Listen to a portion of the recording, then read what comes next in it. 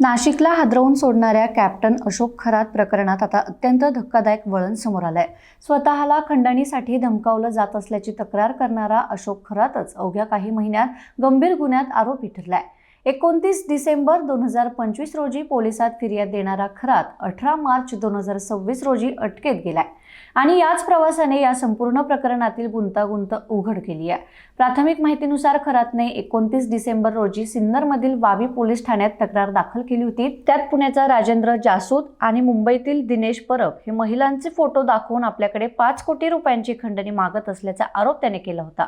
पोलिसांनी गुन्हा नोंदवून तपास सुरू केला, मात्र तपासाची दिशा पुढे सरकतात चित्रच पालटू लागलं। दरम्यान 12 मार्च 2026 रोजी शिर्डीत नीरज जाधव नावाच्या व्यक्तीविरोधात एका युवतीने अश्लील फोटो व्हायरल करण्याची धमकी दिल्याची तक्रार केली। या तक्रारीनंतर पोलिसांनी तपासाचा वेग वाढवला आणि विविध धागेदोरे एकत्र येऊ लागले।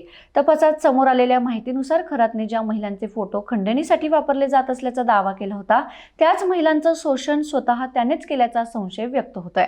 याच पार्श्वभूमीवर 18 मार्च 2026 रोजी नाशिक पोलिसांनी अशोक खरातला अटक केली आहे।